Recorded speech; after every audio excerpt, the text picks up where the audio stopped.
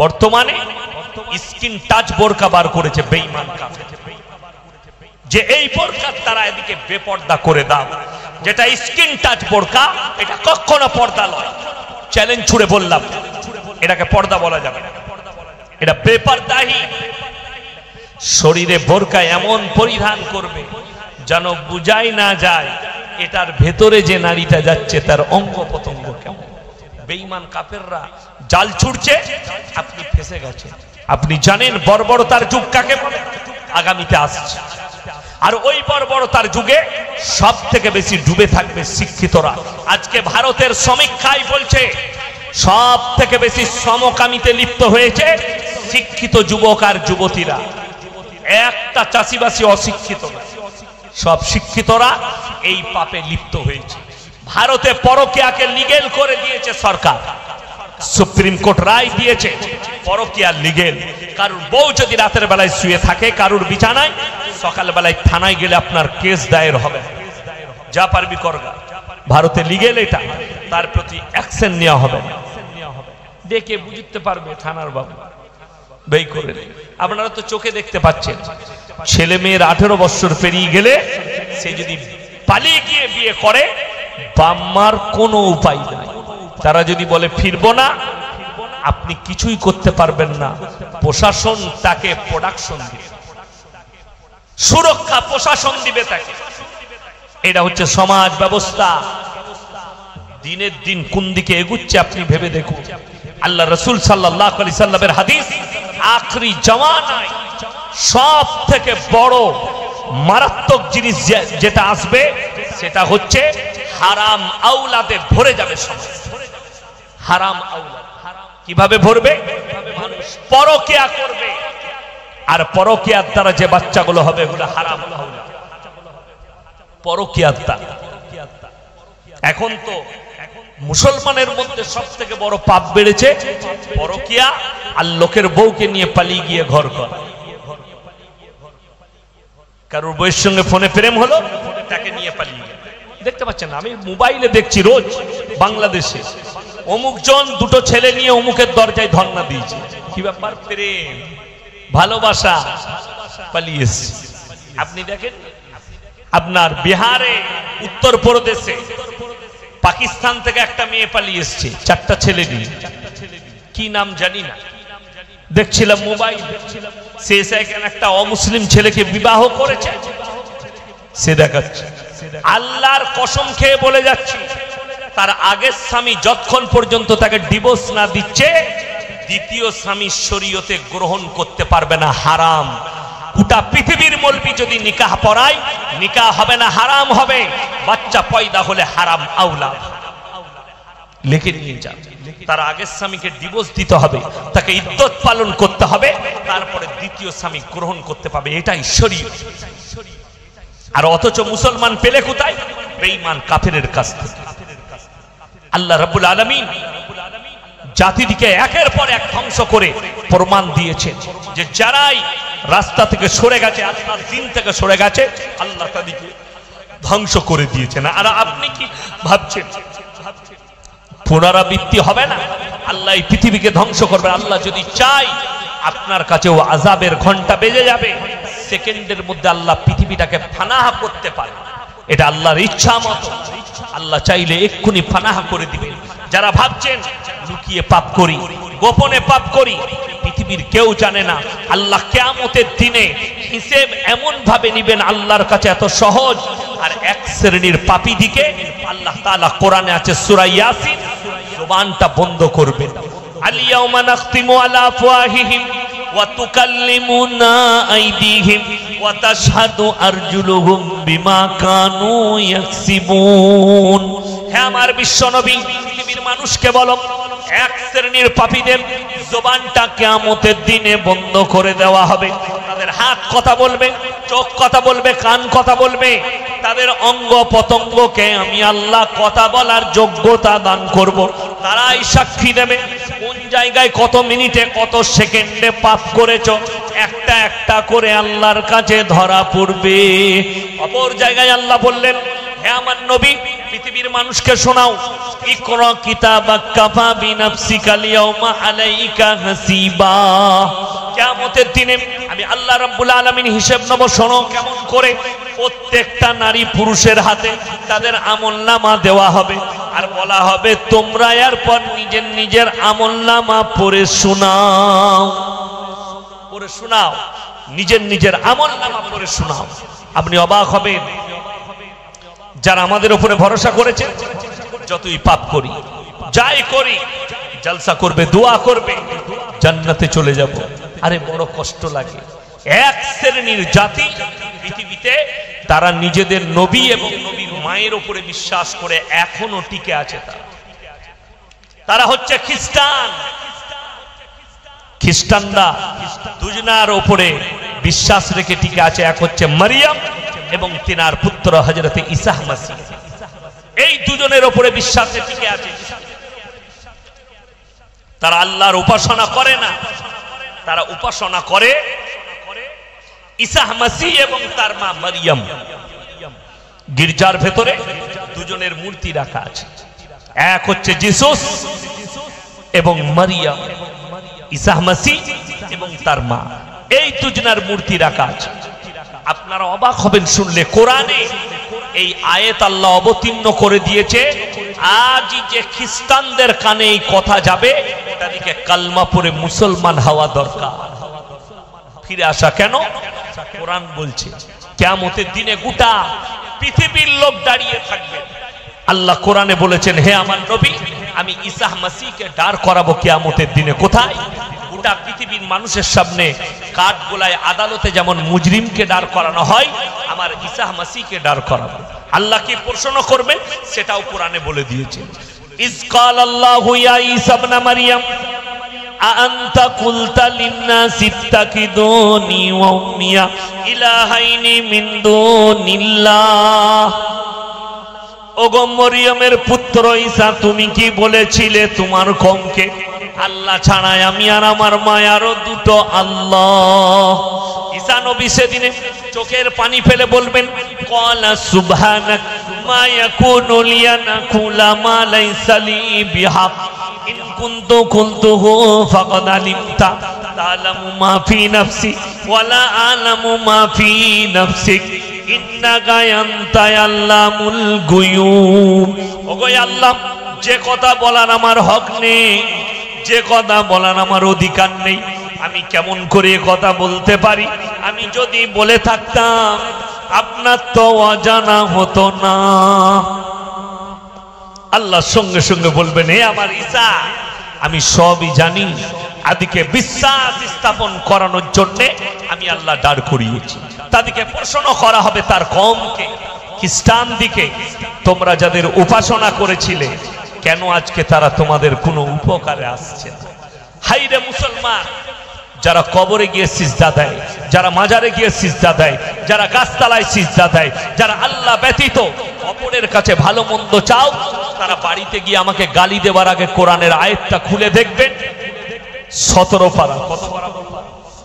পারা নম্বর 17, শেষ পৃষ্ঠা, একবারই শেষ রুকু।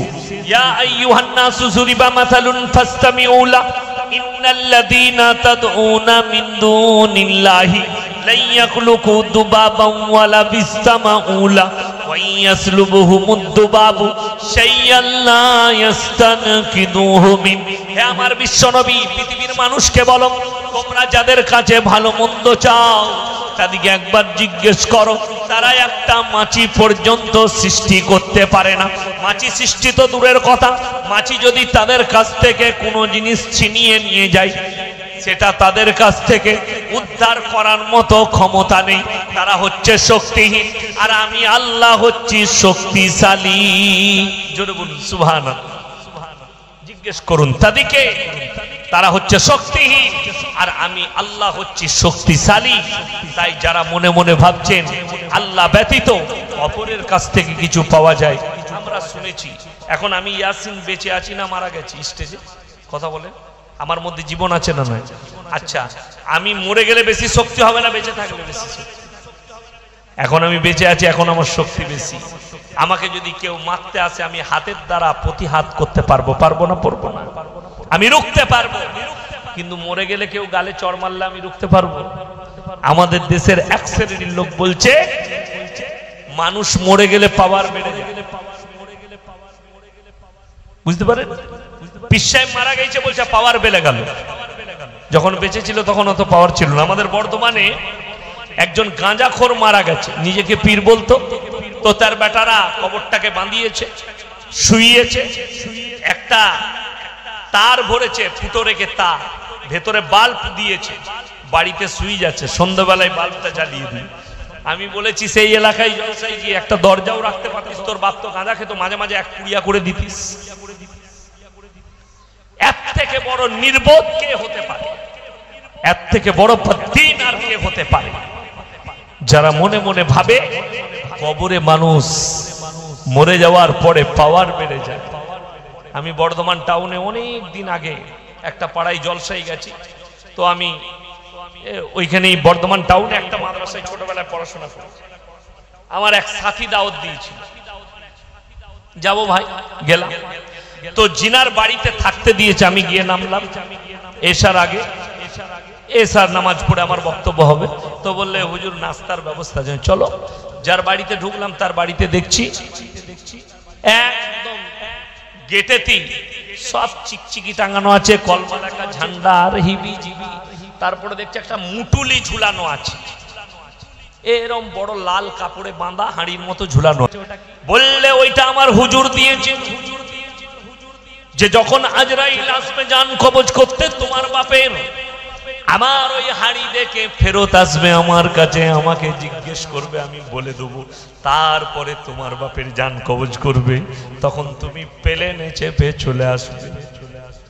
এমন তাইলে তোমার হুজুরের যদি এত পাওয়ার হয়, তোমার বাপকে সুস্থ করতে পারছে না কেন?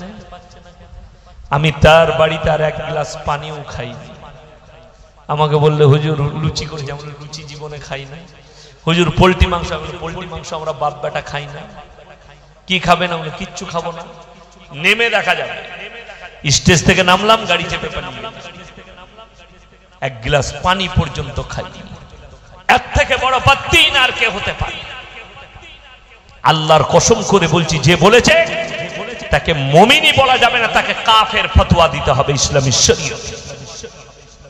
ইসলামী শরীয়ত।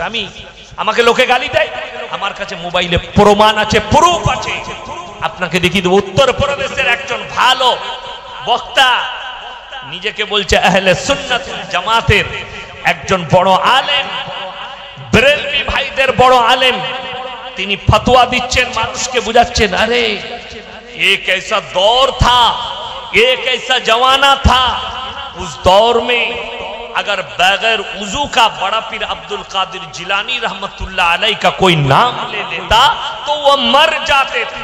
नाउज़ुबिल्लाह बोले। भाई বিশ্বাস করুন, আমি নিজের চোখে কোনোদিন বড় পীর আব্দুল কাদির জিলানী রহমতুল্লাহ আলাইহিকে দেখিনি, তিনার নামটাই শুনেছি বাপ দাদুদের মুখে, আলেমদের মুখে। তিনি বারহাক আল্লাহর ওলি, আমি মেনে নাম, জানি না কেমন মানুষ ছিলেন তিনি, আমি মেনে না বারহাক আল্লাহর ওলি। যদি এটা সত্য হয় তাহলে আপনারা বলুন রাসূলের পাওয়ার বেশি না বড় পীরের পাওয়ার বেশি? কথা বলে না? আল্লাহর রাসূল সাল্লাল্লাহু আলাইহি সাল্লাম আল্লাহর কাছে সবথেকে সম্মানী ব্যক্তি।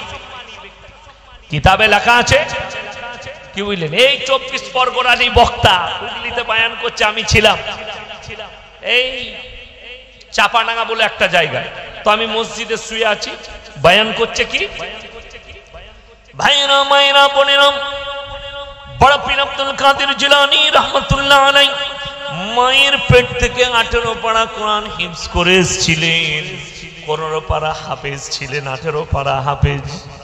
বড় পীর আব্দুল কাদির জিলানী রহমতুল্লাহ আলাইহির নাম বিনা উজুতে নাপাক অবস্থায় কেউ যদি নেই, তার গায়ের লোম গুলো উঠে যাবে।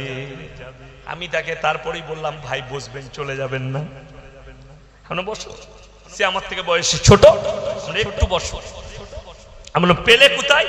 বললে কোন ভণ্ডর লেখা বই পড়েছে। আমি বললাম আল্লাহর কসম করে বলছি, যদি মায়ের পেট থেকে 18 পারা হাফিজে কোরআন হতো, হযরতে উমর রাদিয়াল্লাহু তাআলা আনহুকে জন্ম থেকে হাফেজ হতে হতো। উমরের সম্মান বেশি না বড় পীরের সম্মান বেশি? কথা বলে না? হযরতে উমরে ফারুক রাদিয়াল্লাহু তাআলা, হযরতে আবু বকর সিদ্দিক রাদিয়াল্লাহু তাআলা আনহু। আশ্চর্য লাগে, আমি বড় পীর আব্দুল কাদের জিলানী রাহমাতুল্লাহ আলাইহিকে ছোট করছি না, আমি তিনার হয়তো জুতোর সমতুল্য হতে পারবো না, কিন্তু তুমি যে কথাটা বলছো শুনেলেন, কেউ যদি বাস্তবের বিপরীত কথা বলে, হাদিস কোরআনের বিপরীত কথা বলে, জানবেন কথাটা জাল আর বানানো ছাড়া আর কিছু নয়। আর বিনা উজুতে নাপাক অবস্থায় যদি বড় পীরের নাম নিলে গায়ের লোম উঠে যায়, হারামখোর আল্লাহর নাম নিলে চামড়া উঠে যেতে হবে। কেন? আল্লাহর পাওয়ার বেশি, আল্লাহ হচ্ছেন সৃষ্টিকর্তা, ঠিক বললাম না ভুল বললাম? আর সে হচ্ছে তার সৃষ্টি। এইটা হচ্ছে মানুষের গোমরাহি। আমি পুরো উত্তর 24 পরগনার যত মৌলবি আছে দাওয়াত দিয়ে গেলাম, প্রমাণ দিবেন। আমার মাদ্রাসায় দাওয়াত দিলাম, দেশি মুরগি দিয়ে ভাত দেবো, এসি অফিসে রাখবো, আমি মাদ্রাসার পয়সায় খাওয়াবো না, আমি আমার নিজের বাপের পয়সায় খাওয়াবো। আসুন, আর একটা খালি প্রমাণ দিবেন, খাজা মঈনুদ্দিন চিশতি রহমাতুল্লাহ আলাইহি তার কিতাবে লিখে গেছেন, আমি মরে যাওয়ার পরে তোমরা মাজারের চাদর চড়াবে, সিজদা দিবে, সিন্নি দিবে, তাবিজ বিক্রি করবে, গাঁজার আসর বসাবি, মদের আসর বসাবি। আমি মৌলবি শওকতের বেটা জীবনে আর বক্তব্য দেব না। এটাই আমার আজকে 24 পরগনায় ফাজিলপুরে শেষ বক্তব্য। প্রমাণ দাও, একটা কিতাব থেকে প্রমাণ দাও যে খাজা মঈনুদ্দিন চিশতি রহমাতুল্লাহ আলাইহি লিখে গেছে। আমার বাবাজিরা, আমার ভাইয়েরা, আমি কারো বিরোধী নয়। আমি সেদিনে ভগবতীপুরে পড়েছি, জাঙ্গিয়া পাড়ায় সমস্ত ভাই ছিলেন, অনেক রকম দলের মানুষ ছিলেন। আমি বললাম শুনেন, আমার মোবাইলে দাদা হুজুর পীর কেবলা রহমতুল্লাহ আলাইহির ওসিয়তনামার ফটো তোলা আছে। তিনি তেনার ওসিয়তনামায় লিখেছেন মেয়েদের মাজারে যাওয়া হারাম। তারপরে চলুন, বেরেলভি ভাইদের সব থেকে বড় মৌলবি আহমদ রাজা বেরেলভি, ফতোয়ার কিতাবের নাম হচ্ছে ফতোয়ায়ে রিজভিয়া, খণ্ড নম্বর 24, পৃষ্ঠা নম্বর 497। তিনি লিখেছেন মেয়েদের মাজারে যাওয়া তো দূরের কথা, নিয়ত করাটাও হারাম। এরপর ভেবে দেখুন, যিনি বলছেন আমি দাদা হুজুরকে ভালোবাসি, অথচ আপনাকে দেখিয়ে দেব এই উত্তর 24 পরগনা, দক্ষিণ 24 পরগনা, হাওড়া, হুগলি, মেদিনীপুরের মানুষ বাস ভাড়া করে নিজের বউকে নিয়ে আজমিরে যাচ্ছে, খাজা বাবার মাজারে সিজদা করছে নিজের বিবিকে ঢুকিয়ে। তোমার থেকে বড় দাদা হুজুরের দুশ্মন পৃথিবীতে আর কেউ হতে পারে না। আমি ইয়াসিন সাহেব কারুর বিরোধী নয়, আমি সিস্টেম বিরোধী লোক। যারা খাজা বাবার মাজারে চাদর চড়াচ্ছে, ওরে নেমো হারাম। 2000 টাকার চাদর না চড়িয়ে 2000 টাকার একটা চাদর কিনে তোর চাচির গায়ে দে। শীতকালে যার কাছে কম্বল নেই, যার কাছে চাদর নেই, আল্লাহ রাজি হয়ে যাবে। খাজা বাবার চাদরের প্রয়োজন নাই, প্রয়োজন আছে তোর বাড়ির পাশের গরিবটার। খাজা বাবার মাজারে ভান্ডারিতে গিয়ে বাসকই দান বাসকই বললে আমি 5000 টাকা ফেলে এসেছি, আরে তোর জানা নাই ওই দান বাস্কটা খাজা বাবার নয়, ওই দান বাস্কটা হচ্ছে মোদি বাবা, কেন্দ্র সরকার। মরে যাওয়ার পরে একটা মানুষের, আমি যদি মরে যাই, আপনারা যদি বলেন ইয়াসিন সাহেবকে ভালোবাসতাম, যে আমার কবরের ভেতরে টাকা ভরে দিলে আমার কোনো কাজে আসবে? কথা বলে না, আমার কোনো কাজে আসবে? কোথায় কাজে আসবে? বাড়িতে। দেখলাম ঝাড়খণ্ডের একজন আছে, আমাকে আর মুমতাজুল ভাই দুজনকেই গালি দিয়েছে। তার নাম হচ্ছে জাহাঙ্গীর, মুফতি জাহাঙ্গীর। গুটকাখোর নাম রেখেছি আমি তাদের, জিলাপি হুজুর আর গুটকাখোর। নুনু কাটার খানা তাকে খাইয়েছে একবার আমি। মুসলমানের খানা খেতে খুব ভালোবাসে, মাজারের সিন্নি খেতে ভালোবাসে, মাজারের দুলফুল খেতে ভালোবাসে। তাকে আমি বলেছি, সে আবার বলেছে যে কে বলেছে মাজারে মাইয়াত মান্নত করা যাবে না। আমাকে গালি দিয়ে বলেছে, আরে ও কিছু জানে না। জাহাঙ্গীর, তুমি বলছো আল্লাহর নামে জবাহ করা হয়, তাহলে মাজারে নিয়ে যাওয়ার কি প্রয়োজন আছে? কথাটা বুঝতে পারেননি? আচ্ছা, আপনারা যদি কুরবানির দিনে গরু জবাহ করেছেন কোথায়? কবরস্থানে না বাড়ির কাছে? কথা বলে বাড়িতে। এই জলসা করেছেন না করেনি? আজকে জলসা গরু জবাই করেছেন? কিসের বিরিয়ানি করেছেন? তা বলো, গরু হয়েছে? হ্যাঁ, তো গরু যে হয়েছেন কবরস্থানে কবরের পাশে নিয়ে গিয়ে করেছেন না এখানেই করে নিলেন? এখানেই করেছেন। শুনে কোরআন বলছে ইন্নামা হাররামা আলাইকুমুল মাইতাতা ওয়াদ-দামা ওয়া লাহমাল খিনজির ওয়া মা উহিল্লা বিহি লিগাইরিল্লাহ। প্রবাহিত রক্ত, মরা জন্তুর মাংস, শুয়োরের মাংস এবং আল্লাহ ব্যতীত অপরের নামে উৎসর্গিত জিনিস তোমাদের জন্য হারাম করা হলো। আমি তখন তালবিলিম, কি বললাম? তখন তালবিলিম পড়াশোনা করি। তো আমি ছুটিতে গুজরাট থেকে বাড়ি এসেছি। তো আমার আব্বাজি মাঝে মাঝে সাথে করে জলসায় নিয়ে যেতেন। আমাকে নিয়ে গেলেন মেদিনীপুর জলসায়। তো সেই জলসায় একজন বক্তা ছিলেন মুসলিম, আব্দুর রাজ্জাক রাত মেদিনীপুর। তিনি ইন্তেকাল করেছেন, আল্লাহ জান্নাতি করুক, বলুন আমিন। তিনি মুসলিম ছিলেন। তিনি স্টেজে বায়ান করছেন, তারপরে আমার আব্বাজি বায়ান করবেন। আমি সাথে গেলাম। আমি তখন কিরাত পড়তাম, সাথে গেলাম। তো আমি পেছনে বসে আছি, আব্বাজি সাইডে বসে আছেন। তিনি বক্তব্য দিচ্ছেন, তারপরে আব্বাজান বলবেন। তিনি লাস্টের বায়ানটা যেটা করলেন, মুসলমানদের জন্য পুজোর প্রসাদ কেন খেতে নেই, এই প্রশ্ন এসছে উনার কাছে। উনি উত্তরে বলছেন যে মুসলমানদেরকে এই জন্য পুজোর প্রসাদ খেতে নেই, সেখানে গোবর আর মুতের ছিটে দেওয়া হয় বলে। হয়ে গেল শেষ ওনার বয়ান। আমার আব্বাজি বললেন একটু বসবে না? আমার আব্বার বয়সেরই হবে কিংবা বেশি হবে তখন বয়স, আপনি বসুন। বলে আপনি বললেন যে গোবর আর মুতের ছিটে দেওয়ার কারণে মুসলমানদের জন্য পুজোর প্রসাদ খাওয়া চলে না। তাহলে বলো, যে মালগুলোতে তলায় লাগে নাই সেগুলো তো চলবে? কথাটা বুঝতে পারেন? ওপরে তুলে ফেলে দিলাম, তলাতে যেগুলো লাগেনি তাহলে সেগুলো চলবে? তখন তিনি না জবাব। তিনি বললেন আমি তো এটা যুক্তি দিয়ে বলতে গেলাম। আমার আব্বাজি বললেন ইসলাম যুক্তিতে চলে না, ইসলাম কারুর ব্রেনের দ্বারা চলে না, রাসূল সাল্লাল্লাহু আলাইহি সাল্লামের হাদিস আর কোরআনের দ্বারা ইসলাম চলে। জোরে বলুন না সুবহানাল্লাহ।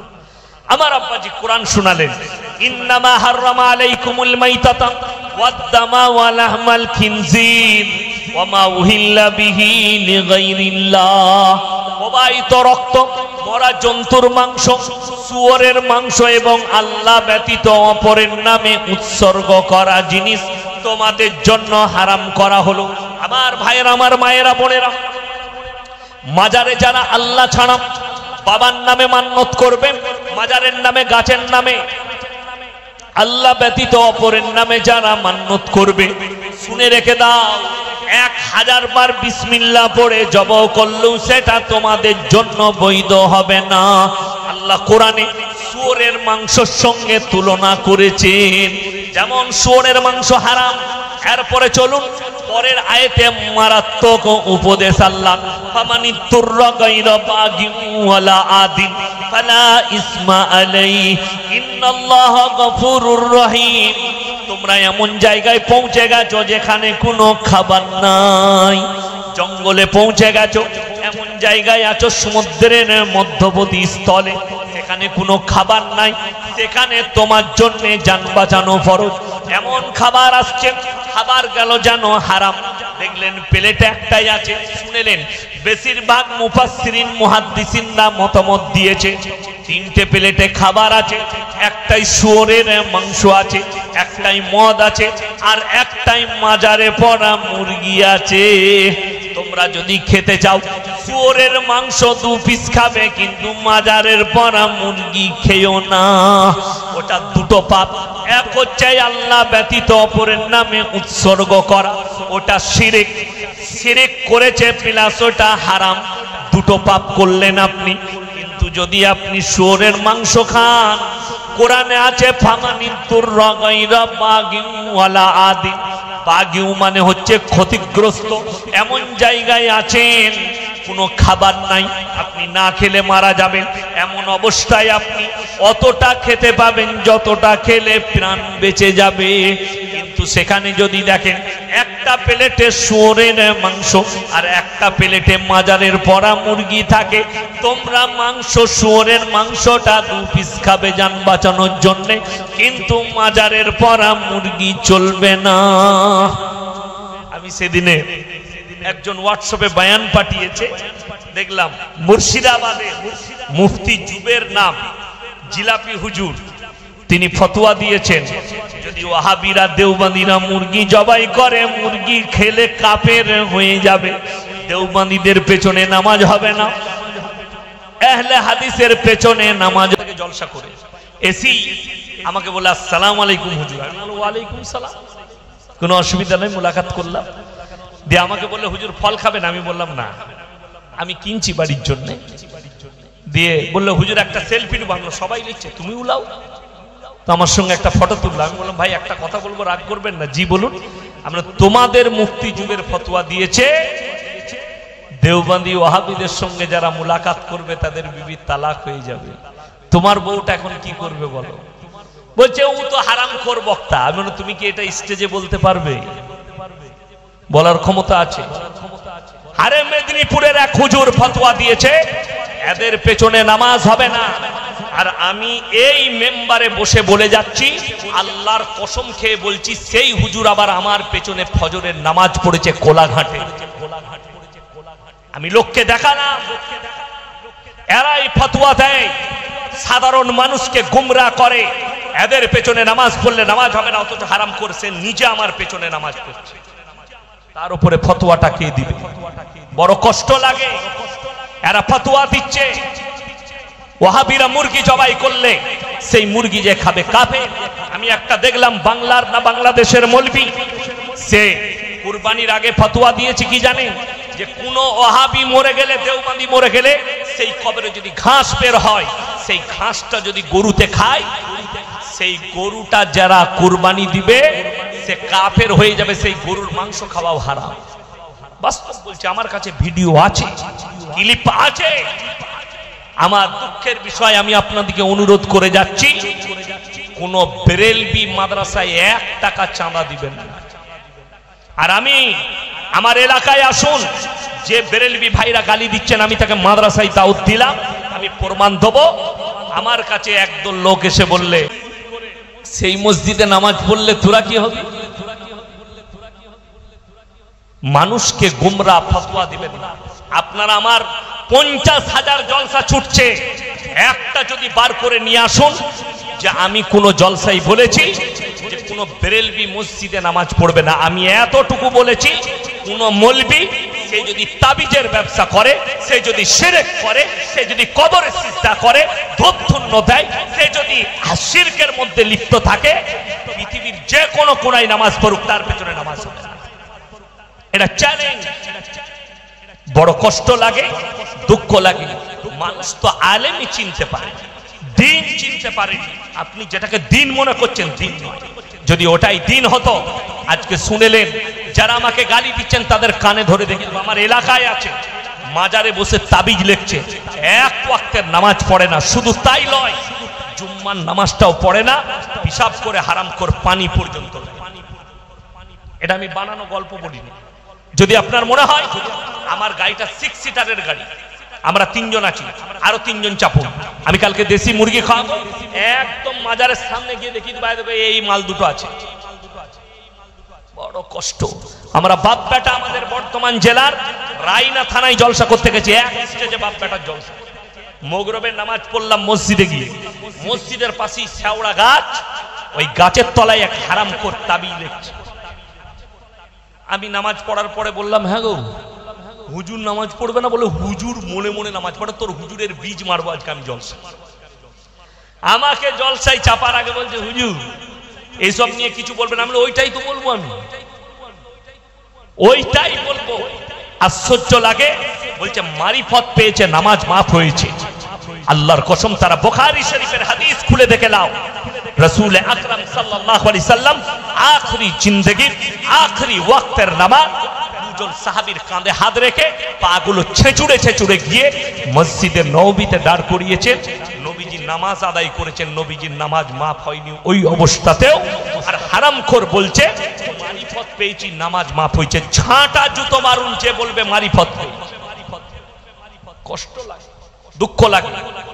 আমি কারোর নাম ধরে এখনো পর্যন্ত গালি দিইনি, আমি খালি নামগুলো বলে দিলাম যারা আমাদেরকে কাফের ফতোয়া দেয়। মুফতি জাহাঙ্গীর, বড় কষ্ট লাগে আপনাদের এই 24 পরগনায়, দক্ষিণ 24 পরগনায় 1.5 মাস আগে জলসা করতে গেছে। আমাকে বললেন হুজুর কোন রং কথা বলবেন না। আমি বললাম খালি কোরআনের তাফসীর করব। বললে হুজুর ঠিক আছে। আমি কিন্তু কেউ যদি রং কথা বলে তাকে আমি ছেড়ে দেবো না। বলে ঠিক আছে। আমি 1.5 ঘন্টা বক্তব্য দিলাম। একজন হুজুর ফোন করে বলছে ইয়াসিন যদি স্টেজে থাকে আমি গিয়ে যদি দেখি আমি ঘুরে পালিয়ে আসবো, ওকে আগে নামিয়ে দিতে হবে। আমাকে 10 মিনিট আগে বলে ছেড়ে দাও। বলে আলহামদুলিল্লাহ, ভালো জিনিস, টাকা ফেঁকো, পয়সা ফেঁকো, তামাশা দেখো, চ ঘর পালিয়ে। আমি বেরিয়ে গেলাম, রাস্তাতে হুজুরের গাড়ি আমার গাড়ি ওভারটেক হচ্ছে, হয়ে গেল। তারপরের দিন সকালে সেই গ্রামের যুবকরাই, তারা কেউ আমার পক্ষের লোক লয়, সেই যুবকরাই ফোন করে বলছে হুজুর কালকে ডেট পাওয়া যাবে। বন্ধু কালকে জলসা করে এলাম, আবার কালকে। বলে ঝামেলা হয়েছে। কি হয়েছে? বলে আপনি 1.5 ঘন্টা কোরআনের তাফসীর শুনিয়ে গেলে, তারপরে যিনি এসেছিলেন হুজুরদের সন্তান 1.5 ঘন্টায় আপনার নাম ধরে ধরে গালি দিয়েছে। 1.5 ঘন্টা বয়ান করে নাই, গালি দিয়েছে। আমি বললাম তেনারা বড় মানুষের ছেলে তো, তেনাদের কাছ থেকে আপনারা তার থেকে ভালো কি আশা করতে পারেন? আর আমরা খারাপ মানুষের মৌলভী শওকতের বেটা। আমি, আমার আব্বাজান একজন বিজ্ঞ আলেম, আমি তার ছেলে, তো আমার কাছ থেকে যেটা পাবার পেয়েছে। আর তারা আরো বড় অলির বেটা, অলির পুতা, তার কাছ থেকে যেটা পাবেন সেটা পেয়েছে, অসুবিধা নেই। আর আমি ঝগড়া করতে যাব না। সামনে বছরে ডেট করবে, জলসা করব। আল্লাহর কৃপায় যতগুলো জলসা করলাম, কোন বাপের বেটা যদি বলে দেয় ইয়াসিন সাহেব দাউদ নিবার সময় জিজ্ঞেস করেছে জলসায় আর কে বক্তা আছে, আমি মৌলভী শওকতের বেটা জিজ্ঞেস করি না। কেন? আমি কোরআন হাদিস বলবো, হক কথা বলবো, আমার ভয় নেই। কিন্তু আমার নাম শুনলে অনেকজন বলে আমি আর দাউদ লব না। সেই দিনে একজন এসেছিল 24 পরগনা থেকে, তাকে 7টা হুজুর ফোন করে বলেছে রে ওই কাফেরের সঙ্গে জলসা করবি, তুইও কাফের হয়ে যাবে। সে উত্তর দেয়নি। সে আমাকে শোনাচ্ছিল হুজুর এরকম এরকম ফোন এসেছিল। আমরা তাহলে তুমি আর কি করবে, কলমা পড়ার চেষ্টা কর। আজকে আমার সাথে জলসা করলে, দেখা করলে, কষ্টটা কোথায় জানেন? মানুষ যখন হক বলে, হকের পক্ষে লোক কম। যারা আমার বাপের বয়সী আছেন তিনারা জানেন এমন একটা যুগ ছিল লোক মিথ্যা কথা বলতে ভয় খেত, পাপ হবে বলে। এখন একটা যুগ এসছে মানুষ